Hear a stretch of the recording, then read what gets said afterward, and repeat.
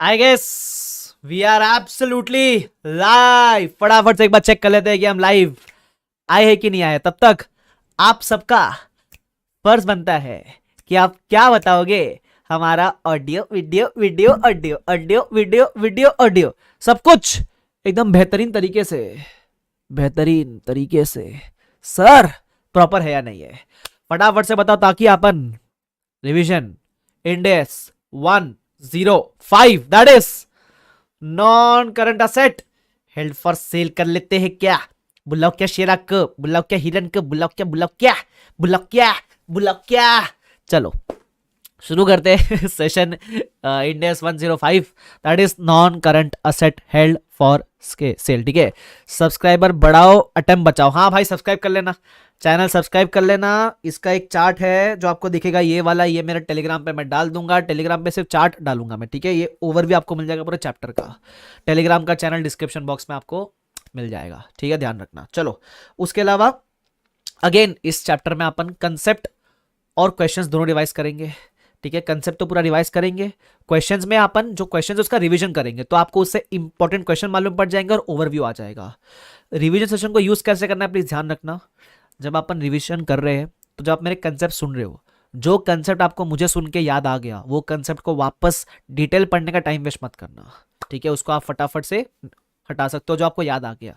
जो याद नहीं आया उसको आपको बाद में वापस रिवाइज करना है। That is the key for revision sessions, ठीक है। चलो so without wasting any time let's start this session in 3 2 1 and go. सबसे पहला नंबर क्या है, इंडेक्स 105। नाम क्या है, non current asset held for sale and discontinued operation, बराबर क्या।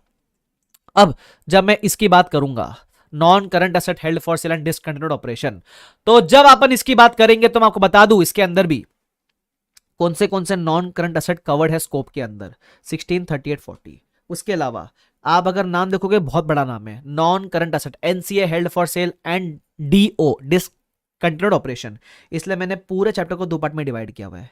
Part A non current asset held for sale, part B discontinued operation, ठीक है, ध्यान रखना। मेन इंपोर्टेंट पार्ट ए ही है लेकिन पार्ट बी भी अपन फटाफट से रिवाइज कर लेंगे, ठीक है। आगे स्कोप बात कर लिया, फिर आता है डेफिनेशन।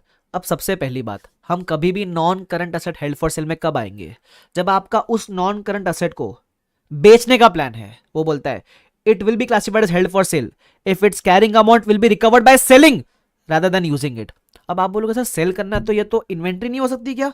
अब मेरी बात ध्यान रखना, मैंने आपको एक ना समराइजेशन दिया था। अगर असेट को बेचना आपका बिजनेस है तो इन्वेंट्री होती है। सपोज असेट को बेचने के लिए आपने खरीदा है, बिजनेस नहीं है बेचना, और आपने लॉन्ग टर्म के लिए होल्ड करके रखा है, बाद में लंबे टाइम के बाद बेचूंगा, तो वो 40 में जाता है, लॉन्ग टर्म कैपिटल अप्रिसिएशन। लेकिन अगर असेट को खरीदा है और विद इन 12 मंथ्स बेचने का प्लान है तो वो 105 में आता है। सर ये विद इन 12 मंथ्स कहां लिखा है, वो बाद में नीचे लिखा हुआ आता है।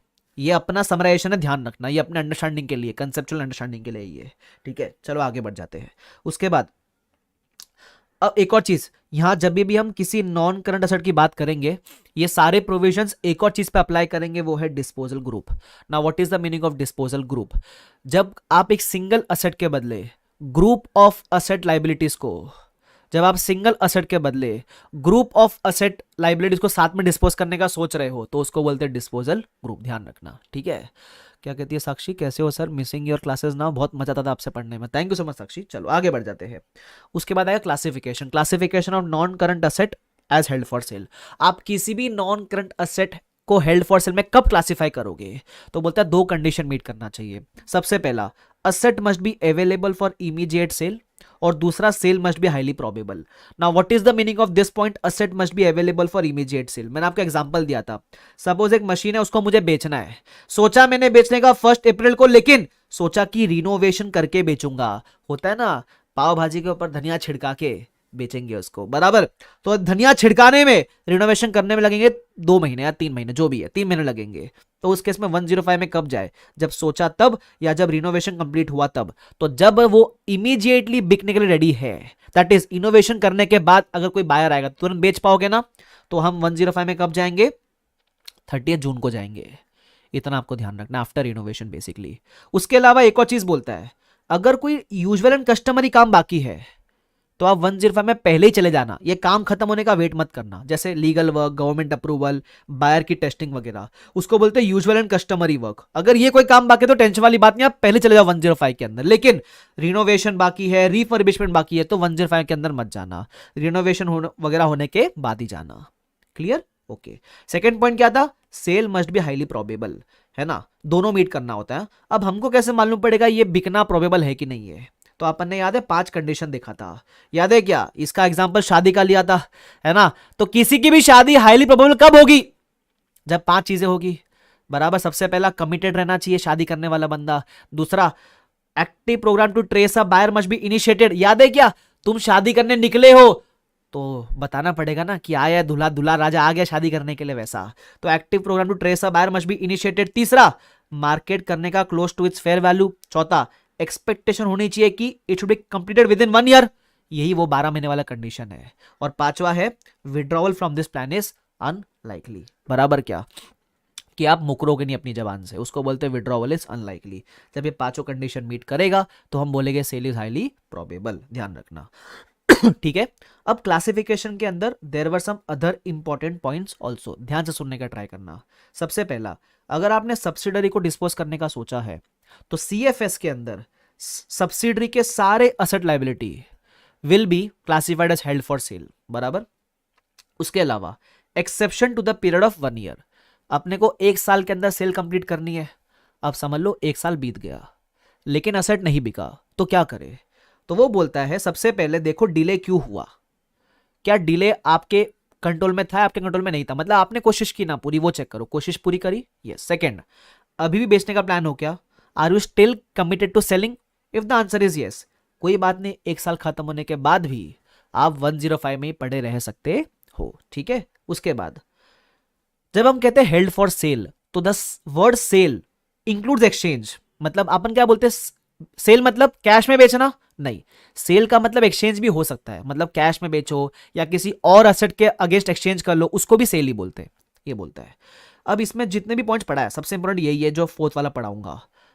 जब आप कोई न्यू असेट एक्वायर करते हो with a view of disposal, नया नवेला असेट खरीदा है बेचने के लिए, तो उस केस में स्टैंडर्ड आपको 3 महीने का ग्रेस पीरियड देता है। कभी कभी क्या होता है, आप जब नया असेट खरीदते हो तो वो आप इमीडिएटली नहीं बेचने का सोच रहे हो, उसमें 2-3 महीना आप रिनोवेशन करोगे फिर बेचोगे। तो नए असेट के केस में 3 महीने का ग्रेस पीरियड दिया है, ताकि अगर आपका डे 1 पे 105 मीट नहीं करता है बट यू फील कि 3 महीने के अंदर मीट कर जाएगा, तो आप डे 1 से इसको 105 बोल देना। बट ये ग्रेस पीरियड सिर्फ न्यू असेट के लिए अवेलेबल है। उसके अलावा अगर आपका जो 105 वाला क्राइटेरिया है, अगर वो ईयर एंड के बाद मीट करता है तो उसको नॉन एडजस्टिंग इवेंट मानना। मैंने एग्जांपल भी दिया था, सपोज आपका ये करंट ईयर है, हेल्ड फॉर सेल मीट किया साल खत्म होने के बाद बट बीओडी के अप्रूवल के पहले, तो उस केस में इस इवेंट को आप नॉन एडजस्टिंग मानोगे। मतलब जिस दिन मीट हुआ उस दिन के बाद से हेल्ड फॉर सेल हो गया, लेकिन पिछले साल में आप हेल्ड फॉर सेल नहीं अप्लाई कर सकते, बराबर। उसके अलावा अबंडेंट असेट, एक है अबंडेंट। अबंडेंट मतलब आपने उसको यूज करना बंद कर दिया। सपोज मेरे पास ये था OnePlus, बराबर। अब OnePlus मैंने क्या किया, OnePlus मैंने इसको OnePlus मैंने यूज करना बंद कर दिया। क्यों? क्योंकि मैंने आईफोन खरीद लिया। मैं OnePlus को बेचने का नहीं सोच रहा हूं, मैंने सिर्फ उसको यूज करना बंद कर दिया, तो उसको बोलते हैं अबेंडन कर देना। अबेंडेंट असेट 105 वाला नहीं होता है, ध्यान रखना। When you are thinking to abandon an asset, वो 105 में क्लासिफाई नहीं कर देने का, ठीक है, ध्यान रखना। ये आईफोन लेने वाली बात सिर्फ मजाक थी, लिया नहीं है मैंने वैसे, ठीक है। तुम लोग मेरे ऊपर ज्यादा वो करो मत, मेरे को तकलीफ मत दो तुम लोग। अच्छा, एक और चीज, कभी कभी क्या होता है, हम किसी पीपी को टेम्पररी स्टॉप कर देते यूज करना। टेम्पररी स्टॉप करना मतलब अबंडन नहीं होता है, ध्यान रखना। मतलब ऐसे 2-3 दिन के लिए बंद कर दिया, 2-3 महीने के लिए बंद कर दिया यूज करना, तो टेम्पररी स्टॉप करना भी हेल्ड फॉर सेल में नहीं आता है, और टेम्पररी स्टॉप कर देना अबंडन भी नहीं होता है। तो 3 अलग चीजें हो गई, एक तो हेल्ड फॉर सेल वाला असेट हो गया, एक अबेंडेंट असेट हो गया, और एक टेम्पररी यूज किया वो वाला असेट हो गया। तुम समझ रहे हो क्या? तो टेम्पररी जो बंद किया ना यूज करने का, वो हेल्ड फॉर सेल में भी नहीं आएगा, वो अबेंडन भी नहीं होता है, वो अलग ही है, तीसरा ही कुछ है वो, ध्यान रखना। आगे आगे, ठीक है, आगे बढ़ जाते हैं। फोर्थ पॉइंट इज अपना, अपन ने कितने पॉइंट कर लिया देखो, आपको दिखा दो चार्ट के अंदर। अपन ने कर लिया स्कोप, डेफिनेशन, क्लासिफिकेशन। अब आ रहे हैं अपन मेजरमेंट के ऊपर। एक बार आप 105 में आ गए तो कौन से वैल्यू पे मेजर करना है? सिंपल, बोलता है लोअर ऑफ। कैरिंग अमाउंट या FVLCTS, दोनों में से विच एवर इज लोअर। अच्छा, ये मेजरमेंट वाला जो पॉइंट होता है ना, आपको लगता है सर अभी कुछ जगह पे रिकवरेबल है, किधर कैरिंग है, किधर फेयर वैल्यू है, ये वो, तो मैं पता है क्या करने वाला, आपको स्पॉइलर दे रहा हूं मैं। वैसे मैं ना लास्ट में जाकर आपके लिए एक ऐसा समरी बनाऊंगा, जहां जहां किसी इंडेक्स में मेजरमेंट की बात की है, तो उसके मेजरमेंट को मैं पूरा समराइज कर दूंगा। पूरे FR के सिलेबस में जितने भी मेजरमेंट वाले पॉइंट्स हैं, सब 2 पेज के अंदर खत्म कर दूंगा, तो आपका कंफ्यूजन दूर हो जाएगा पूरा का पूरा। ध्यान रखना, शीट बना के दे दूंगा मैं तुम लोग को, ठीक है। लेकिन अभी नहीं, वो मार्च के महीने में दूंगा आपको आराम से, जब पूरा FR पढ़ लोगे तब ज्यादा बेटर काम आएगा आपको वो, ठीक है। तो कंफ्यूजन नहीं रहेगा आपको आज के बाद। मैं तुम्हारा भाई है ना, चिंता क्यों करते हो तुम लोग। चलो ठीक है, आगे बढ़ते हैं। तो मैं क्या कह रहा था, हाँ, measurement of non current asset as held for sale, publicly available करेंगे, ठीक है, पब्लिकली टेलीग्राम पे डाल देंगे। आगे चलो सुनो, अब कैसे मेजर करेंगे, मेजर करना है लोअर ऑफ कैरिंग अमाउंट या FVLCTS, ठीक है। अब कैरिंग अमाउंट कितना, 100 रुपया, FVLCTS fair value less cost to sell कितना, 90 रुपीज। तो आपको लोअर पे मेजर करना है, इसका मतलब आपको कैरिंग वैल्यू से उठकर फेयर वैल्यू पे जाना पड़ेगा। तो लॉस बुक करोगे ना, उसी को बोलते हैं इंपेयरमेंट लॉस। क्या बोलते हैं उसको, इंपेयरमेंट लॉस। लेकिन ये कौन सा वाला इंपेयरमेंट लॉस है, ये 105 वाला इंपेयरमेंट लॉस है। मतलब रिश्ता वही, सोच नहीं, नाम इंपेयरमेंट लॉस ही है, नाम इंपेयरमेंट लॉस ही है, लेकिन ये 105 का इंपेयरमेंट लॉस है भाई। 36 का इंपेयरमेंट लॉस अलग हो गया, 105 का इंपेयरमेंट लॉस अलग हो गया। ध्यान रखना ये वाला बात, क्लियर है क्या ये चीज, ध्यान रखना। चलो आगे बढ़ जाते हैं। अब मेजरमेंट के अंदर भी 3 और इंपॉर्टेंट पॉइंट है। सबसे पहला, अगर कोई नया असेट खरीदा है बेचने के लिए, तो हम नॉर्मली क्या बोलते हैं, कैरिंग अमाउंट या FVLCTS। यहां बोलते हैं ना लोअर ऑफ कॉस्ट या FVLCTS, मतलब कैरिंग अमाउंट के बदले हम कॉस्ट वर्ड यूज करेंगे, कॉस्ट या FVLCTS which ever is lower. आगे, अगर नया असेट एक्वायर किया बिजनेस कॉम्बिनेशन में, खरीदा नहीं, बिजनेस कॉम्बिनेशन में आया, दहेज में आया, तो उस केस में क्या करने का, उस केस में ये मत देखो, जब अमालगमेशन में कुछ चीज आती है या जब बिजनेस कॉम्बिनेशन में कुछ चीज आती है, तो हम नॉर्मली ये बोलते हैं ना फेयर वैल्यू पे रिकॉर्ड करो। अभी इस केस में क्योंकि 105 का असेट आ रहा है, तो ये तो नहीं बोल सकते फेयर वैल्यू या FVLCTS which ever is lower, भाई ये हमेशा लोअर ही रहेगा ना यार। तो इसलिए बोलता है जब बिजनेस कॉम्बिनेशन में कोई एसेट एक्वायर किया है, तो आप डायरेक्टली उसको FVLCTS पे रिकॉर्ड कर लेना, बराबर, ध्यान रखना। उसके अलावा एक बात, जिस दिन से 105 में आ गए, जिस दिन से रिश्ता पक्का हो गया, जिस दिन सगाई हो गई, दोस्तों से मिलना बंद। मतलब जिस दिन एसेट 105 में आ गया, डेप्रिसिएशन एमोर्टाइजेशन स्टॉप्स इमीडिएटली, ठीक है, मजाक कर रहा था एनीवेज, जिस दिन आप 105 में आ गए, depreciation amortisation should stop immediately, ठीक है, ध्यान रखना। आगे, उसके बाद इंपेयरमेंट लॉस का ट्रीटमेंट बताया कि इंपेयरमेंट लॉस बुक करेंगे, ये इंपेयरमेंट लॉस अगेन रिवर्स हो सकता है। उसके आगे मैंने बताया था ना, जिधर जिधर अपन एक सिंगल एसेट की बात करेंगे, वहां वहां अपन डिस्पोजल ग्रुप की बात भी करेंगे। तो डिस्पोजल ग्रुप के अंदर there can be multiple asset liability, ठीक है, तो उस पर भी आप लॉस बुक करोगे और उस पर भी रिवर्सल पॉसिबल है। अब इसको लेकर मैंने नोटबुक के अंदर एग्जाम्पल दिया, दिखाता हूं आपको मैं, आ जाओ फटाफट से। ये देखो, सपोज मेरे डिस्पोजल ग्रुप में क्या क्या है, PP, intangible inventory, goodwill, debtors, ठीक है। अब कैरिंग अमाउंट है मेरे पास, ठीक है, सबका। अब FVLCTS साथ में है मेरे पास, टोटल FVLCTS। तो आपको थोड़ा लग रहा है CGU की तरह, ये थोड़ा थोड़ा इट लुक सिमिलर, बराबर। तो लॉस आया अब लॉस किस में एलोकेट करेंगे, अगेन सबसे पहले आप एलोकेट करोगे गुडविल के अंदर। उसके अलावा इन्वेंट्री और डेटर्स ये आउट ऑफ स्कोप है, तो इसमें कोई लॉस एलोकेट नहीं होएगा। तो जो गुडविल के बाद जो लॉस बचता है, वो सिर्फ 105 के स्कोप वाले एसेट, दैट इज पीपी और इंटेंजिबल, ये 2 बेयर कर लेंगे। Is this clear to everyone, yes, ठीक है। ये था डिस्पोजल ग्रुप के बारे में, इसका रिवर्सल पॉसिबल है, ध्यान रखना।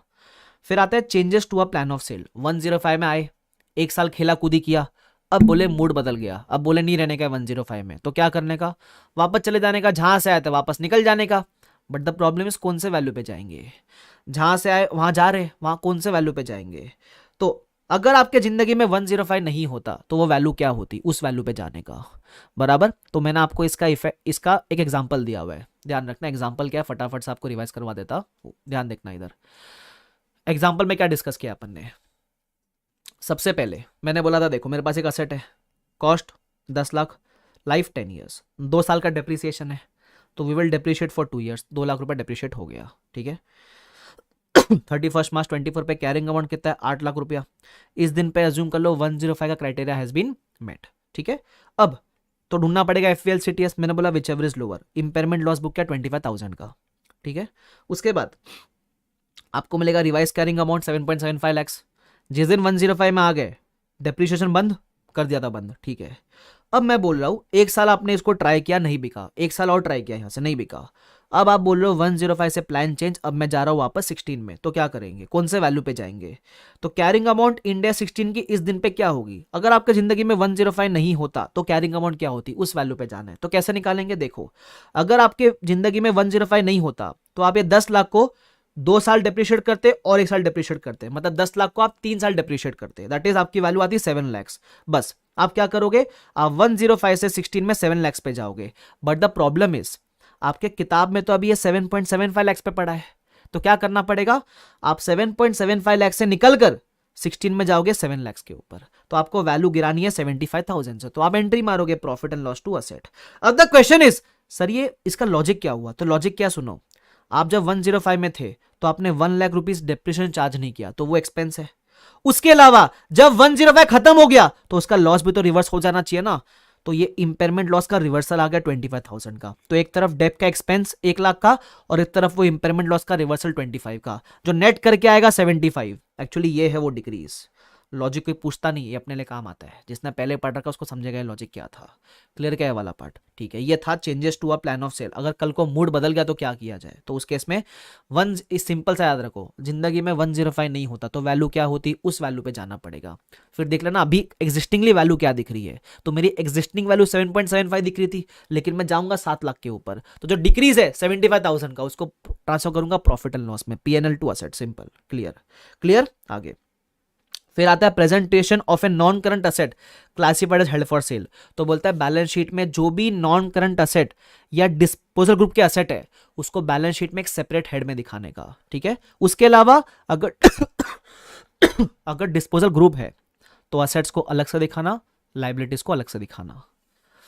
Is this clear to everyone? ठीक है, उसके बाद part B, discontinued operation. What is the meaning of discontinued operation? वो एक ऐसा कंपोनेंट है जिसको या तो आप बेच चुके हो या बेचने का सोच रहे हो, बराबर। It can be a separate major line of business या फिर सेपरेट जोग्राफिकल एरिया या फिर एक सब्सिडरी हो सकता है, बराबर, जिसको आप बेचने का सोच रहे हो या फिर बेच चुके हो करंट ईयर में। Sir what is the meaning of separate line of business या जोग्राफिकल एरिया? सपोज मैं सीए, सीएफए और सीएस पढ़ा रहा था, अब मैंने बोला सीएस पढ़ाना बंद, तो ये हो गया कंटिन्यूड ऑपरेशन। क्यों? Line, separate line of business. Suppose I was teaching in Mumbai, Poona, Delhi, मैंने बोला दिल्ली में पढ़ाना बंद, तो जोग्राफिकल एरिया बंद कराओ, डिसकंटिन्यूड ऑपरेशन। ऐसा होएगा नहीं, but just giving an example, समझा? अब अगर डिसकंटिन्यूड ऑपरेशन है तो क्या करने का? तो वो बोलते हैं प्रॉफिट एंड लॉस में कंटिन्यूइंग का प्रॉफिट लॉस अलग डिस्क्लोज करने का और डिसकंटिन्यूइंग ऑपरेशन का प्रॉफिट लॉस अलग डिस्क्लोज करने का। उसके अलावा सपोज आप डिसकंटिन्यू करने का सोच रहे थे लेकिन आगे जाके आपका मूड बदल गया, तो क्या करे? तो डिसकंटिन्यूइंग का जितना भी अमाउंट था सब करोगे reclassify into continuing operations. Simple. अब ये वाला पार्ट पढ़ के सबको कंफ्यूजन होता है कि what is the distinction between disposal group and discontinued operation. ठीक है, डिस्पोजल ग्रुप क्या होता है? Group of asset liability. ठीक है, अपने आप से एक सवाल पूछने का, क्या ये ग्रुप ऑफ असेट लाइबिलिटी एक मेजर लाइन ऑफ बिजनेस या एक जोग्राफिकल एरिया है क्या? तो अगर ये ग्रुप ऑफ असेट लाइबिलिटी एक लाइन ऑफ बिजनेस या एक जोग्राफिकल एरिया है, if the answer is yes, तो इस ग्रुप ऑफ असेट लाइबिलिटी पे डिस्पोजल ग्रुप के प्रोविजन भी अप्लाई करेंगे और डिसकंटिन्यूड ऑपरेशन के प्रोविजन भी अप्लाई करेंगे। लेकिन अगर ये ग्रुप ऑफ असेट लाइबिलिटी एक सेपरेट लाइन ऑफ बिजनेस नहीं है या जोग्राफिकल एरिया नहीं है, तो इस ग्रुप ऑफ असेट लाइबिलिटी पे सिर्फ डिस्पोजल ग्रुप के प्रोविजन अप्लाई करेंगे, डिसकंटिन्यूइंग के ऑपरेशंस अप्लाई नहीं करेंगे। सिंपल, बराबर। ये थे अपने सारे के सारे कंसेप्ट ऑफ 105। इतना डिफिकल्ट नहीं है, it is very simple to understand. ये तो हुए कंसेप्ट। अब फटाफट से क्या करेंगे, अपन कर लेंगे सारे के सारे क्वेश्चंस, बराबर। Let's do all the questions. अच्छा ठीक है, क्वेश्चंस किधर गए क्वेश्चंस? ये रहे क्वेश्चंस, ये रहा, मिल गया। अब देख लो, क्वेश्चन में रिवीजन करवाऊंगा और इंपॉर्टेंट बताऊंगा और जो भी की कंसेप्ट है वो भी बताऊंगा आपको। ठीक है, तो सबसे पहला इंपॉर्टेंट क्वेश्चन है इलस्ट्रेशन नंबर 2। अब इसमें क्या करना है ध्यान से देखना। सबसे पहले था क्या इसके अंदर, एक प्रॉपर्टी परचेज किया। 31 मार्च 13 को हमने क्लासिफाई कर दिया 105 में। ठीक है, लेकिन 105 में जाने के पहले आपको रिकवरेबल अमाउंट दिया है 36 का। तो एक्चुअली इस क्वेश्चन में क्या करना था आपको याद रहेगा, तो क्योंकि 36 का रिकवरेबल दिया हुआ है तो पहले 36 का इम्पेयरमेंट टेस्ट करेंगे, फिर 105 का इम्पेयरमेंट बुक करेंगे। तो इसमें ऐसा ही किया था, पहले पीपी था 2 साल यूज किया, फिर 2 साल के बाद पहले 36 वाले इम्पेयरमेंट टेस्टिंग किया, तो जो लॉस आया वो 36 वाला लॉस आया, ठीक है। फिर मिला रिवाइज कैरिंग अमाउंट, फिर अपन ने निकाला FVLCTS, वो भी दिया हुआ था क्वेश्चन में। तो अब जो लॉस आएगा वो 105 का लॉस आएगा, मतलब एक ही दिन पे 2 बार टेस्ट, एक बार 36 का, एक बार 105 का, दोनों लॉस बुक करो, एक 36 वाला लॉस और एक 105 वाला लॉस। फिर आपको मिला रिवाइज कैरिंग अमाउंट 460 पे रह गया, 105 में आ गया तो डेप्रिशिएट करना मत, एक साल के बाद भी 460 पे रह गया। अब प्रॉब्लम क्या है इस क्वेश्चन में, इस क्वेश्चन में बोलता है कि मेरा मूड बदल गया, अब बोलता है मैं जा रहा हूं वापस से इंडिया 16 के अंदर, तो क्या करे। तो आपको वैल्यू निकालनी पड़ेगी कि अगर आपके जिंदगी में 105 नहीं होता तो वैल्यू क्या होती। ध्यान रखना, अगर आपके जिंदगी में 105 नहीं होता तो वैल्यू क्या होती। अब इस केस में ध्यान रखना, आपके भले ही जिंदगी में 105 नहीं होता लेकिन 36 तो फिर भी होता, तो इसलिए वैल्यू क्या होती। अगर 105 नहीं भी होता तो भी 36 तो होता ना, तो आप असेट लेते 2 साल डिप्रिशिएट करते, सिर्फ 36 वाला लॉस बुक करते और इस फिर कैरिंग अमाउंट को 1 साल डिप्रिशिएट करते, तो ये वैल्यू होती अगर 105 नहीं होता तो, ठीक है, ध्यान रखना। तो इस वैल्यू पे अपन जाएंगे, एग्जिस्टिंगली आप 460 पे खड़े हो, जाना 433.46 पे, तो वैल्यू गिराना पड़ेगा, प्रॉफिट एंड लॉस में ट्रांसफर कर देना, बराबर। बस ख्याति बोलती है इस क्वेश्चन में मैंने गलती की थी क्लास में, अब अच्छे से याद है। बस यही तो बात, अपन क्लास में ये तो करते हैं, पहले आप गलती करो फिर सीखेंगे फिर याद रखेंगे लंबा टाइम तक, परफेक्ट। आगे, अब इस क्वेश्चन में एक और चीज थी, इस दिन की रिकवरेबल दोबारा दे दी 5 लाख रुपया, तो हमको क्या वापस से कोई लॉस बुक करना है, नहीं कोई लॉस नहीं बुक करना है। लेकिन मैंने बताया था आईसीआई का सोल्यूशन उधर खत्म हो गया, कोई लॉस नहीं बुक करना है। लेकिन एक समझदार बच्चे के माइंड में डाउट आएगा, सर लॉस तो नहीं है लेकिन जो 36 का पहले लॉस बुक किया है उसका रिवर्सल दिख रहा है ना, तो अपन ने क्लास में इसका रिवर्सल कंप्यूट किया था जो अपन 36 में सीख चुके ऑलरेडी, बराबर। ऑफकोर्स ये आईसीआई ने किया नहीं है बट मैंने आपको क्लास के अंदर करके दिखाया था। अब 36 रिवाइज कर चुके तो ये आप निकाल सकते हो, चाहो तो निकाल लेना बाद में, क्लियर। ये एक क्वेश्चन जो आपको करके जाना चाहिए। उसके अलावा फिर आता है इलस्ट्रेशन नंबर 7, बढ़िया क्वेश्चन है, बहुत सिंपल क्वेश्चन है। बोलता है 31 जुलाई को 105 में जा रहे हैं, ठीक है, तो कैरिंग अमाउंट दिया हुआ 31 जुलाई का, और उसके बाद आपको उस दिन का FVLCTS भी दिया हुआ है। चाहता क्या है, सबसे पहले बोलता है क्लासीफाई कब करेंगे 105 और रीजन बताओ, तो आपको यहाँ कंसेप्ट लिख के देना पड़ेगा। कौन सा कंसेप्ट लिख के दोगे आप 105 वाला जो कंसेप्ट है उसमें क्लासिफिकेशन का 2 क्राइटेरिया ना है, इमीडिएटली हेल्प फॉर सेल और सेल प्रोबेबल में 5 कंडीशन है, वो लिख के देना पड़ेगा। और बोलते हैं किस डेट पे जाएंगे, तो 31 जुलाई के डेट पे जाएंगे, डेट बतानी पड़ेगी। फिर बोलता है मेजरमेंट करके तो 31 जुलाई को, तो वो करके देंगे। कैसे करने का देखो यहाँ करके दिया हुआ है मैंने, 31 जुलाई पे आप सारी कैरिंग अमाउंट लिखोगे, FVLCTS लिखोगे, जो लॉस है लॉस पहले बांटोगे गुडविल के अंदर, उसके अलावा जो आउट ऑफ स्कोप वाले एसेट उसमें कोई लॉस नहीं जाएगा, सॉरी हाँ इधर इधर कोई लॉस नहीं जाएगा, सिर्फ लॉस बटेगा बिल्डिंग और प्लांट एंड मशीनरी के अंदर, बांट देना। फिर बोलता है ईयर एंड पे बताओ कि मेजरमेंट कैसे करेंगे। प्रॉब्लम ये है ईयर एंड पे आपके पास FVLCTS वापस से दी नहीं है, सिर्फ ये बोला है कि तुम्हारी FVLCTS लोअर है कैरिंग अमाउंट से, लेकिन वैल्यू नहीं दिया हुआ है। तो बस आपको ईयर एंड पे ना सिर्फ एक ज्ञान देना पड़ेगा उनको। क्या ज्ञान देंगे अपन, हम बोलेंगे कि हमको सिर्फ इतना बोला है कि FVLCTS लोअर है तो हम FVLCTS पे मेजर करेंगे, और मेजरमेंट कैसे रहेगा जो हमने ऊपर वाले पार्ट में दिखाया वैसा रहेगा। तो 2-3 लाइन का थियरी चिपका के इनको आने का ध्यान रखना। ये था इलस्ट्रेशन नंबर 7। उसके बाद आपका आएगा इलस्ट्रेशन नंबर 8। इलस्ट्रेशन नंबर 8 के अंदर इट इज एग्जैक्टली लाइक 7, फर्क इतना है यहां ईयर एंड की वैल्यूज भी आपको दे दी। तो पहले तो ये इररिलेवेंट चीजें दी है वो इग्नोर करने का। 15 सितंबर को 105 में गए, उस दिन आप मेजर करोगे, तो मैंने 15 सितंबर को मेजर कर लिया। फिर आपको ईयर एंड का भी वैल्यूज दिया हुआ है, लेकिन ईयर एंड की आपको सारी वैल्यूज नहीं दी है। ईयर एंड की आपको है ना इंटेंजिबल की वैल्यू नहीं दी, पीपी की वैल्यू नहीं दी, गुडविल की वैल्यू नहीं दी, तो क्या करेंगे बता दो कैसे करेंगे, देख लो इधर। और 2 दिन पे आपको वैल्यू पूछा है कि क्या वैल्यू रहेगी। तो पहले हमने बोला 15 सितंबर को क्राइटेरिया मीट हुआ, उस दिन कैरिंग अमाउंट FVLCTS जो लॉस आया पहले सब गुडविल के अंदर फिर इंटेंजिबल के अंदर, ठीक है, इंटेंजिबल और पीपी के अंदर, जो आउट ऑफ स्कोप है उसमें कोई लॉस एलोकेट मत करना, ठीक है। आपको मिला रिवाइज कैरिंग अमाउंट 15 सितंबर का। अब हुआ क्या, आपके पास DTA, current asset, liability, non current, ये सबका वैल्यू था क्वेश्चन में ईयर एंड का। देखो क्वेश्चन में ईयर एंड का उसका सबका वैल्यूज है, लेकिन पीपी, इंटेंजिबल, गुडविल उसका वैल्यू नहीं है। तो उसका वैल्यू कैसे निकालेंगे, मैं बोलूं सिंपल, ये रहा तुम्हारा इंटेंजिबल का वैल्यू, ये रहा पीपी का वैल्यू। जो 15 सितंबर को वैल्यू है डिप्रिशिएट तो करना नहीं है, तो मैं बोलूं जो रिवाइज्ड वैल्यू 15 सितंबर को आया यही आपका 31 मार्च का वैल्यू बन जाएगा। सिंपल, गुडविल तो 0 हो चुका था, बस वहां से कॉपी करेंगे, copy this two values, copy same as 15 सितंबर। आपको लास्ट डे का FVL CTS भी दिया हुआ है। अगेन जो लॉस है, गुडविल तो बचा नहीं है, सिर्फ यही 2 लोग बेयर करने वाले हैं। ये था आपका इलस्ट्रेशन नंबर 8, कहानी हो गई खत्म, बराबर। आगे बढ़ जाते हैं। फिर उसके बाद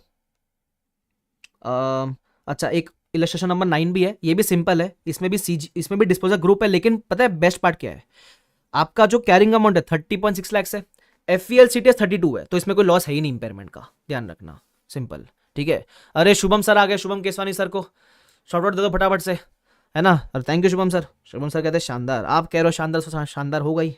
चलो आगे बढ़ जाते हैं। क्वेश्चन नंबर 1, ये MTP RTP पांच पेपर का, ये भी इंपॉर्टेंट क्वेश्चन है। अब इसमें क्या था सुनना, इसमें यह था कि हमने एक असेट टेम्पररीली यूज करना स्टॉप कर दिया है। टेम्पररी बंद किया है भाई साहब, टेम्पररी बंद। जब आप टेम्पररी बंद करते हो, तो क्या वो 105 है? नहीं, ना ही वो 105 है, और क्योंकि टेम्पररी बंद किया तो ये अबेंडन भी नहीं है, ठीक है। तो ये तो नॉर्मल जैसा असर था वैसे का PP के अंदर ही रखो उसको। अब तुम्हारी कहानी में आ गया अकाउंटेंट, जिधर अकाउंटेंट आया रायता फैला, बराबर, जिधर अकाउंटेंट आया रायता फैला। अकाउंटेंट ने क्या किया, बोला ये तो हेल्ड फॉर सेल है, और इसको FVL CTS पे ले गया। भाई साहब काम खराब, और FVL CTS पे ले जाके उसने पूरी 105 की अकाउंटिंग कर दी। अब बोलता है पहले करेक्ट ट्रीटमेंट बताओ, पहले बताओ इसने बराबर किया क्या? ऑफ कोर्स बराबर नहीं किया। फिर बोलता है करेक्ट क्या होना चाहिए वो बताओ, तो बताना पड़ेगा, तो पहले ज्ञान देना पड़ेगा उनको कि ये 105 में ऐसा ऐसा ऐसा ऐसा होता है। तो ज्ञान देने का, क्या ज्ञान देने का कि उनको बताने का 105 के अंदर नहीं, किधर गया अपना, किधर गया, और किधर गया भाई, ये तो 7 कॉपी हो गया भूल से। चलो कोई नहीं, बता दो क्या करने का। 105 का पहले ज्ञान देने का, नाम देने का, नंबर बताने का, ये सब बताने के बाद आप उसको बताने का कि उसने गलती क्या करी, ठीक है। तो गलती आप कैसे बताओगे, मैं इधर लिखा हुआ भी आपके एक जगह लिखा हुआ दिखाता हूँ, ये देखो ये रहा। पहले आप कंसेप्ट लिख के बताओगे, कौन से, नाम नंबर, ये 2 चीज लिख दी। उसके बाद बताओगे हेल्ड फॉर सेल में कब जाता है, जब आपने उसको बेचने का सोचा rather than यूजिंग इट। यहां अपन टेम्पररीली बंद कर रहे हैं, बराबर, तो ना ही ये हेल्ड फॉर सेल है, ना ही ये अबेंडन एसेट है, बराबर, तो नहीं जाना चाहिए। उसके अलावा इसका करेक्ट प्रेजेंटेशन कैसा रहेगा, तो ये हेल्ड फॉर सेल में नहीं दिखना चाहिए, ये PP के अंदर ही दिखना चाहिए। PP के अंदर कैसे, जब एसेट लिया तब उसका 3 साल का डिप्रिसिएशन माइनस करके आपको दिखना चाहिए। अब इसमें एक प्रॉब्लम ICI ने भी किया है। ICI ने बीच में यहां 36 घुसेड़ दिया। कैसे, सुनना, कैरिंग अमाउंट मेरे को इतना है 3 साल डिप्रिशिएट करने के बाद। अब रिकवरेबल अमाउंट कैसे, सुनना कैसे निकाला, अपने पास FVL CTS था, लेकिन value in use not given था। जब ये नहीं होता है तो हम इसको रिकवरेबल नहीं मान सकते, ये 36 के अंदर जस्ट अपन ने पढ़ा। ICI बोलता है नॉट गिवन है ऐसा मत बोलो, 0 अज्यूम कर लो। सर 0 क्यों मानने बोलता है, वो बोलता है टेम्पररी यूज करना बंद किया ना, तो वैल्यू नहीं आएगी, वैल्यू 0 आएगी, तो 0 मान लो। देखो 0 मानने में और नॉट गिवन में फर्क होता है, वो 0 मानने बोल देता है, तो जब 0 मानोगे तो विच एवर इज हायर, इसको मान लिया रिकवरेबल, और इंपेयरमेंट लॉस 36 वाला बुक कर लेता है। तो ये बुक करके आपकी रिवाइज कैरिंग अमाउंट 12 लाख की बचती है, लेकिन PP के हेड में दिखना चाहिए। अब मैं बोलूं ये भी गलत है ICI का, पता है क्यों, रीजन सिंपल है भाई, टेम्पररी स्टॉप किया ना यूज करना, इसका मतलब इतना कभी यूज नहीं करेंगे तो कुछ ना कुछ कैश तो तुमको मिलेगा ही ना, तो वैल्यू इन 0 बोलना गलत है ना। तो ये आइडियली ये आना ही नहीं चाहता पिक्चर में, लेकिन मैं तुमको बता रहा हूं ICI ने क्या किया। देखो ICI ने तुम देखोगे तो किया हुआ ये चीज, किधर है अपना हीरो, ये देखो ICI का सोल्यूशन, ये देखो इधर इधर इधर, ये रहा, value in use not given और nil since plant has temporarily been not been used due to decline in demand, ये ICI बोलता है। तो वो बोलता है फिर whichever is higher 12 lakh, तो इंपेयरमेंट लॉस 105 और 36 वाला बुक किया, सॉरी, बट ये नहीं आना चाहिए पिक्चर में। एनीवे जो भी है जो किया आपको मैंने बता दिया, ठीक है, ये इंपॉर्टेंट चीज था, एक अपन ने कर लिया। उसके अलावा बस इतना ही है, ठीक है, तो ये सारी चीजें करके जाना। उसके अलावा एक और क्वेश्चन है, ये वाला क्वेश्चन नंबर 3, ये देख लेना, मैंने क्लास में करवाया इसको, ये LDR नहीं है, सिर्फ ऐसा एक सिंगल स्टार ऐसा देख सकते हो आप। ये वाला क्वेश्चन, ये क्वेश्चन एडिशन 5 में नहीं मिलेगा, एडिशन 5 वाले को ये एडिशनल क्वेश्चन की शीट में मिलेगा, जो मैं टेलीग्राम पे कुछ दिनों में डाल दूंगा, ठीक है, ध्यान रखना। तो ये आपको मिल जाएगा, वो व्यू टू सेल, अगर एडिशनल क्वेश्चन नहीं है तो ऐसा लिख के रख लो, RTP का एक क्वेश्चन है 105 का, वो RTP May 22 वाला क्वेश्चन है 105 का, वो करके रखना है। एडिशनल क्वेश्चन की शीट में एडिशन 5 वालों को मिल जाएगा बाद में कुछ दिनों के अंदर, ठीक है, बस और कुछ नहीं अपने 105 के अंदर। This this this this this सुनो ना, 3 चीज करना। आपने मार्क किया रहेगा ना, जो कंसेप्ट रिकॉल नहीं हुआ उसको बाद में रिवाइज करना है। क्वेश्चन इंपॉर्टेंट आपको दे दिया है, ठीक है। उसके अलावा अगर चैनल सब्सक्राइब के बिना सुनते हो ना रिवीजन, पता है पाप लगता है, ऐसा मैंने सुना है, ठीक है। तो सब्सक्राइब कर लेना। अगर आप पूछोगे सर वो चार्ट वगैरह कहाँ मिलेगा इसका 105 का चार्ट, तो ये चार्ट मिलेगा टेलीग्राम पे, लिंक डिस्क्रिप्शन के अंदर, ठीक है। उसके अलावा कुछ नहीं, उसके अलावा सर का देते हैं क्या अपन, सर का देते हैं ना, हाँ चाहो। अभी किसी ने पूछा लेक्चर किधर मिलता है, सर लेक्चर मिलेगा bbvirtual.com की वेबसाइट पे, ध्यान रखना, ठीक है। चलो exam oriented is a regular type of batch, और fast track fast track is a fast track batch of course. और सुनो तो एक और चीज,